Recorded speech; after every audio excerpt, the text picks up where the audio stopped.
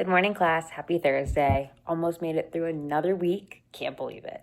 So, today we're going to continue reading in our social studies chapters. We're going to read chapter 13, Preparing for War. So, we are going to be practicing the same skill that we did on Monday, Tuesday, and Wednesday. This is day 4 of doing the same strategy because that's how important it is and that's how helpful it will be. So, to remind you, the strategy is used when we're reading really hard nonfiction texts because sometimes historical fiction texts are not going to be our level, but we're still going to have to read them to get that information. So, we're going to do 3 things as we read, and I think you will remember. Step 1, we will have to preview the whole text. Go through it, think about what's going to happen, make predictions as we go. Step 2, we have to read the text, right? As we read, we'll stop after each chunk of information and retell in our own words to make sure that we're not just kind of reading the words, we're also understanding the words.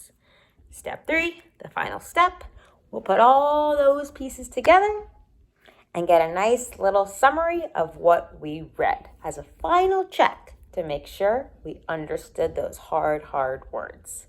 So, follow along with me in chapter 13. It's attached to the assignment below. Take a second and get that ready. A reminder, you can pause the video if you're falling behind or you need more time. You can rewind it, listen again. That's actually the best part of this.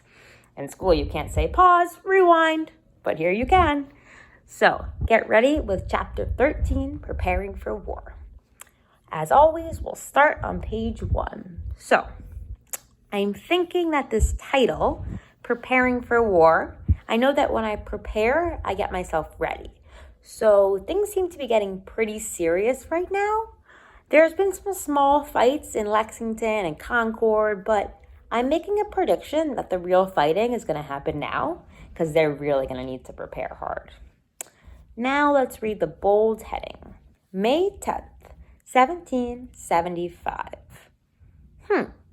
We haven't had a bold year yet or a bold date, so I'm thinking that this must be a really important day in history. It's very specific. May 10th, 1775. Very specific. Must be important.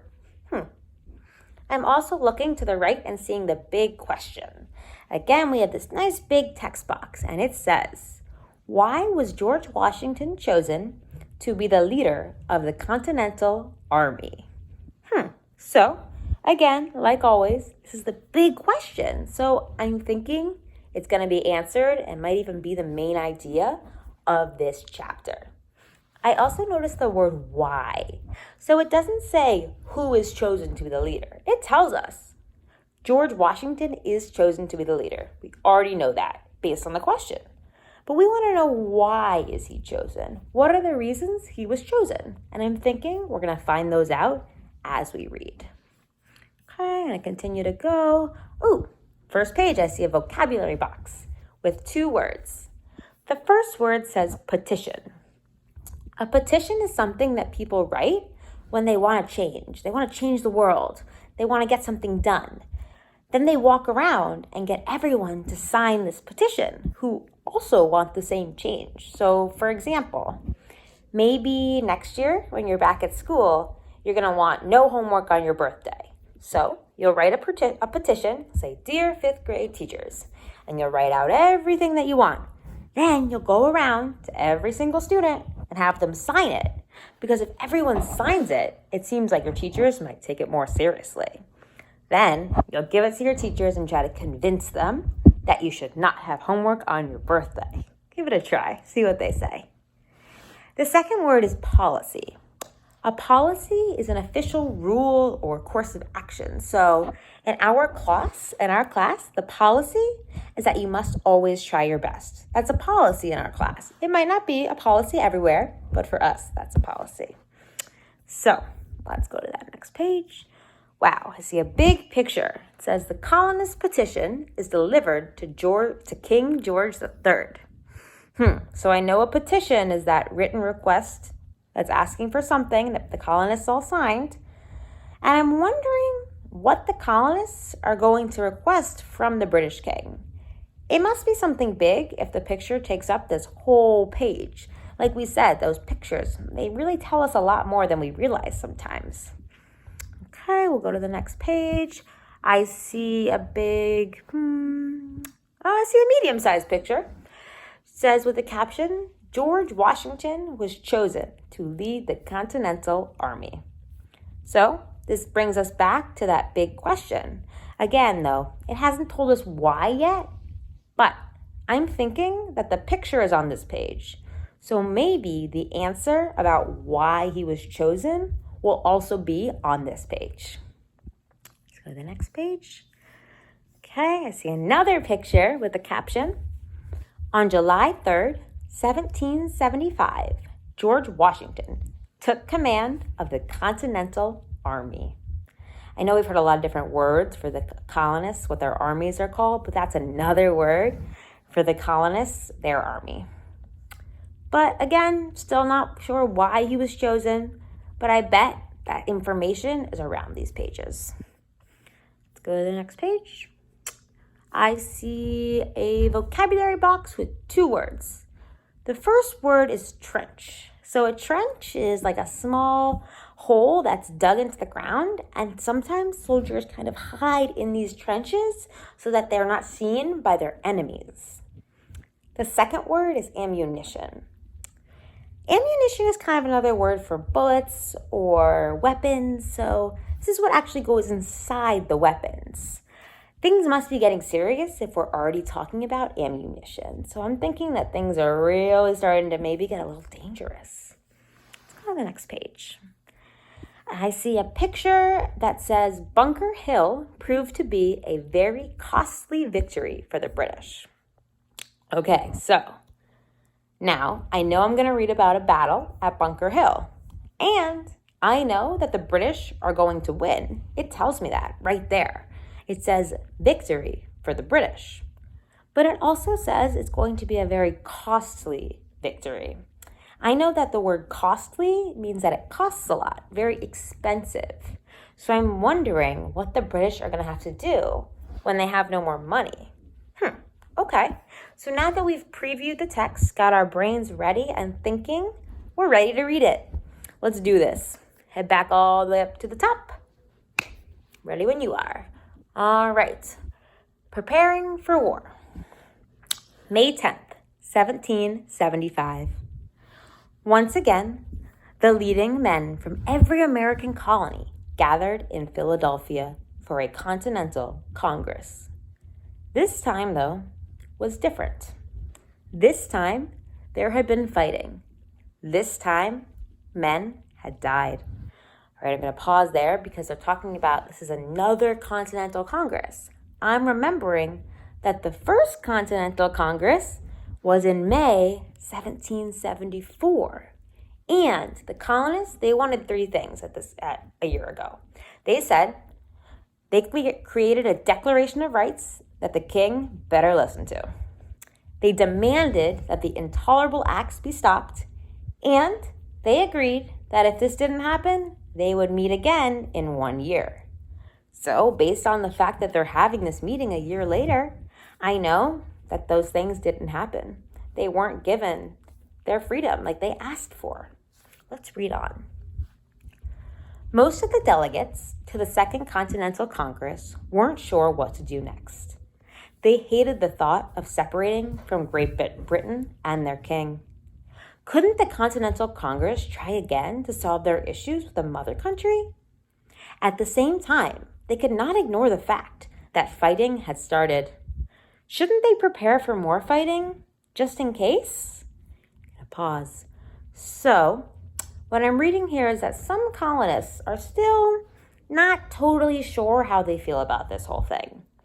Some of them still think, do we really want to be separated from the Great Britain, that big king? What if that's a bad idea? Other colonists, like Patrick Henry, who we read about yesterday, they're saying, I am sure. There is no way I want to be connected to that evil king. That king makes me feel like a slave. So there's kind of this back and forth of, do we want to stay loyal or are we ready to say, no more messing with us? Let's go read on. The Second Continental Congress did both. Delegates wrote a petition to King George III. A petition is like a request. They told the king they were still loyal to him. There was no talk of independence. They said they didn't want to break up the British Empire. They only asked the king to make his government change its bad policies and restore the colonists' rights. Pause. So, this Continental Congress, they only have one request. Last time, they wanted 3 things. Now they're just asking for one thing. The British king must change any rules that the colonists don't like and give them their rights back. Okay, yeah, it's one thing, but this is a big thing they're asking for. Knowing the king, I'm thinking that he's not going to do this. That doesn't sound like something the king would agree to. Let's read on and see. We have our big picture here. And the next page. At the same time, the Congress prepared for more fighting. John Adams of Massachusetts took the lead. Adams believed that the local militias were fine for fighting here and there. To fight a war, though, they needed to create a real American army, an army of the United Colonies. That's kind of silly. I know the United States. I've never heard United Colonies. Maybe that's where it comes from. And I'm thinking that the colonists are agreeing with me that the king is not going to agree to their request because they're preparing for war, so they realize that this is kind of a crazy request for the king to agree to. Let's read on and see what happens. At the time, members of the Massachusetts militia were camped outside of Boston, near the British troops. Those militiamen, said Adams, were ready to be the first soldiers in the new army. But who would lead Adams' Army of the Colonies? How fortunate the Congress was, Adams continued, to have the right man for the job in that very room. He was a man of great talents and excellent character. He was an experienced military leader from Virginia. As Adams continued to speak, all eyes turned to the tall man dressed in an old militia uniform, standing in the back of the room. The man quickly turned and walked out. He wanted the delegates to be free to discuss him without him being present. That man was George Washington. Adams was right, and the other delegates agreed. Washington was the perfect man to lead the Continental Army, as it came to be called. He had gained his military experience in the French and Indian War. After that, he returned to Mount Vernon, Virginia, to run his plantation. He was a member of the Virginia House of Burgesses and a supporter of the Patriot cause. He was also among the best known and wealthiest men in the colonies. Everyone admired him for his devotion to duty, his cool head, and strong will. All right, let's pause there. I think our question might have been answered. We were wondering why this George Washington was picked to lead this whole huge army. And they gave us a few reasons. So the first reason, he has military experience. We've heard about him before in the French and Indian War, other times in his life. Also, he's a very well-known person. He's kind of famous. He's also very rich, so he might have a lot of access to resources and ammunition and weapons, and people respect him. The last thing was that he has a really excellent character, which means that he's just really nice. A really nice man. Would be a great leader if you ask me. All right, let's see if he actually is going to be a great leader now that we know why he was chosen. Let's read on. It was settled.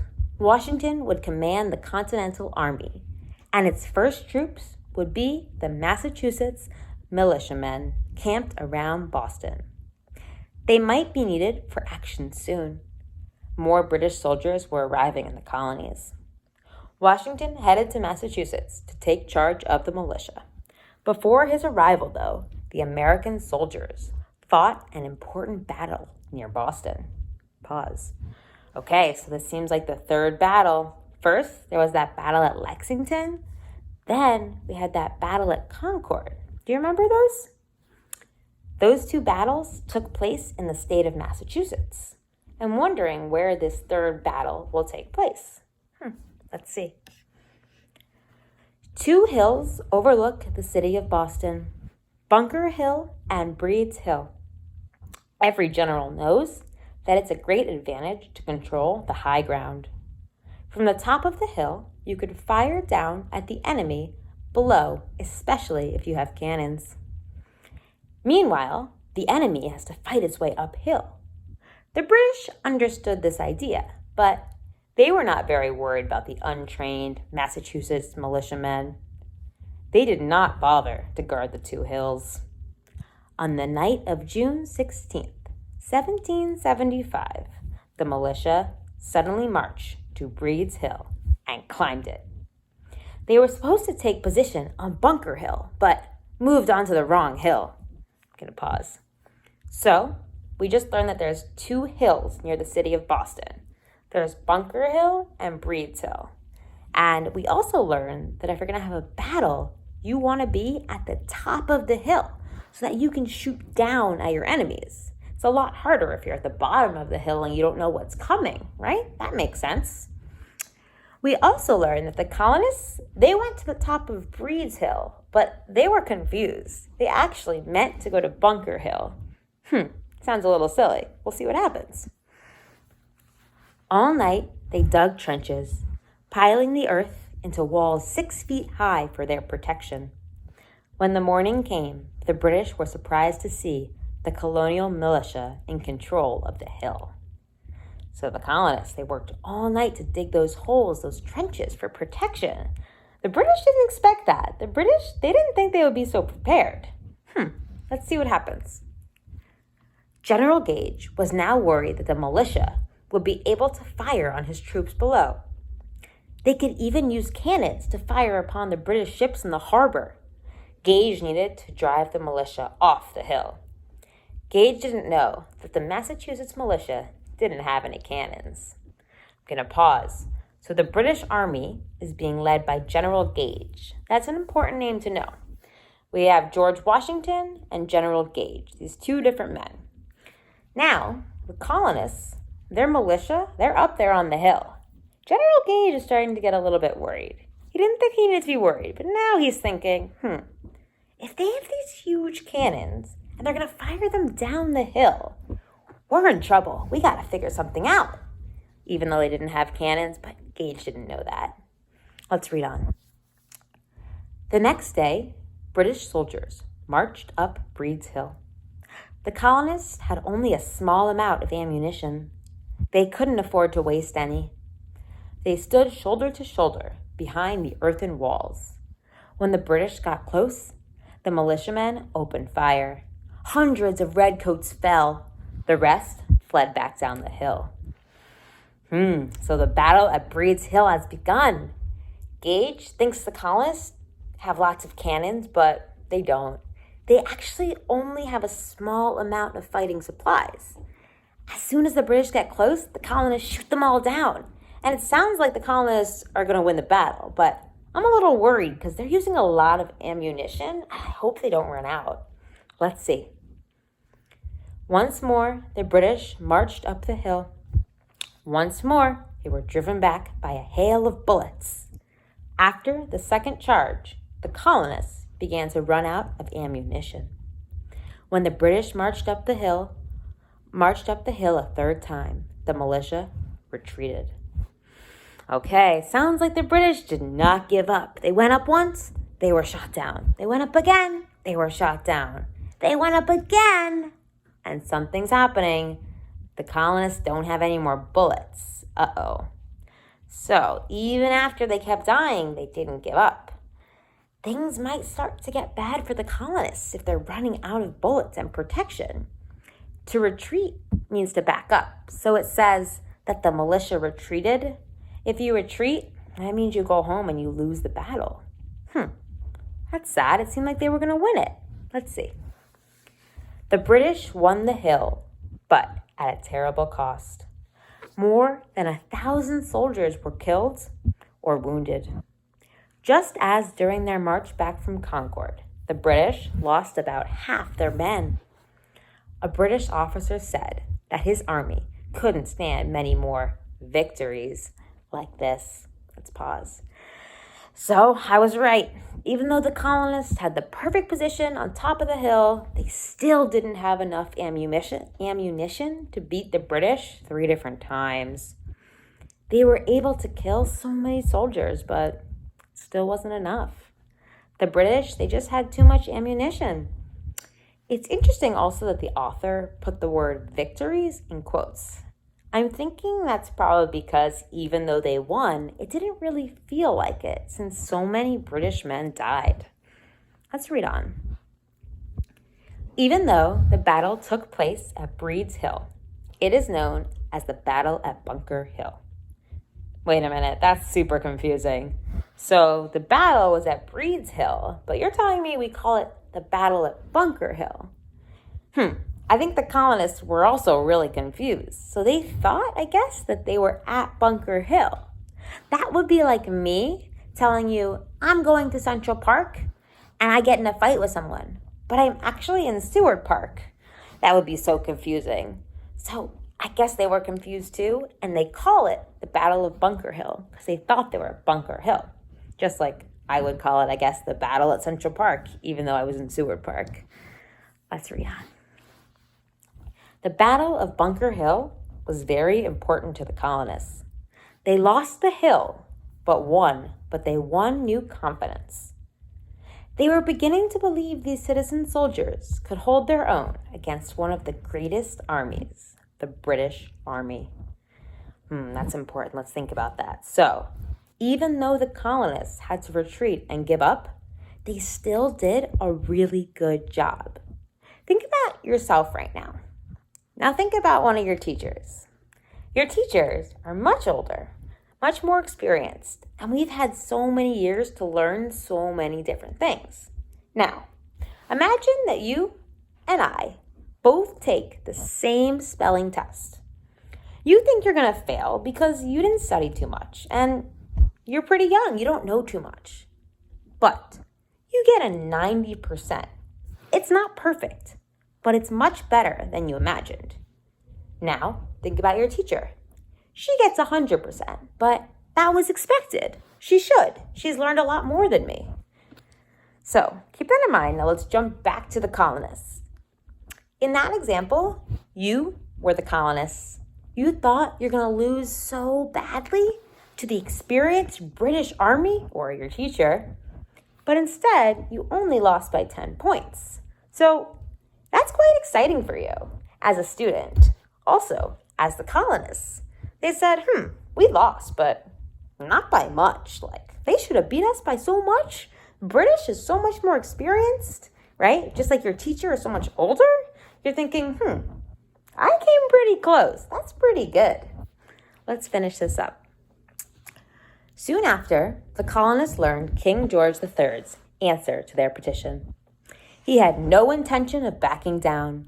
Instead, he was eager for a fight. Okay, so the king won't compromise. I guess this Revolutionary War is officially begun. That was a lot of information. Let's do a little bit more of work before we head back. So, we've just finished reading the chapter. Let's put all those pieces together. I'm going to take my time, think about all those different parts, maybe go back, look. Okay, so the colonists meet again after a year at the Second Continental Congress. Got it. They demand this time that they're given equal rights, but the king doesn't listen. So then we read that the colonists, they have to get ready for war. They start digging trenches. They choose this man, George Washington, to be their leader. Then, right away, another battle happens. This, we read, was called the Battle at Bunker Hill, even though it was a different hill because the colonists were confused. The colonists lost this battle, but they do much better than they expected, and they're actually kind of happy with the results. Kind of an interesting chapter. A lot of confusing things. Even though the British won the war, it cost them a lot of money and lives. Even though the colonists lost, they did a lot better than they thought. It's like the example of you on the spelling test. You almost beat your teacher, even though you didn't. All right, guys, when you head back, you're going to go off and reread, do your boxes and bullets for who, what, when, and where, like you always do, and answer the question after that. Off you go.